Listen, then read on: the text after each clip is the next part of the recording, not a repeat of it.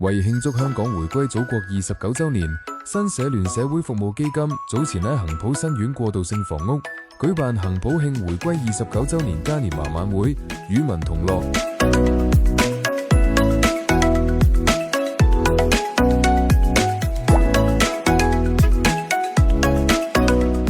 今日咧，我覺得好多一家大細嘅朋友咧都好開心噶啦，希望咧度過個愉快晚上。跟住咁樣搞得幾好。咁咧呢度好多國旗啦，我哋到處啊都搞呢啲遊戲啊，都感覺到呢種氣氛啊。因為咧我都唔係腳都唔係幾好啊，行得大家好熱鬧啊而家，所以咧都落嚟感受下個氣氛咯。首先我哋多謝新社聯先啦，咁等我認識好多街坊，學習好多嘢，大家都會互相幫助啊，互相關懷咁，係以前我從來都未有過嘅。依家搬咗去天水圍，所以咧佢呢度有咩節目咧，我都係依依不捨翻嚟捧佢哋場嘅。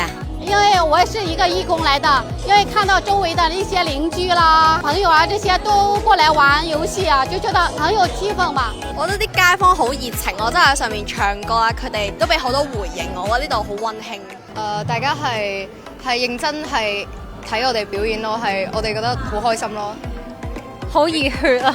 主要想娛樂下啲街坊啦，同埋而家7·1回歸，希望大家可以一齊共享呢份回歸嘅快樂。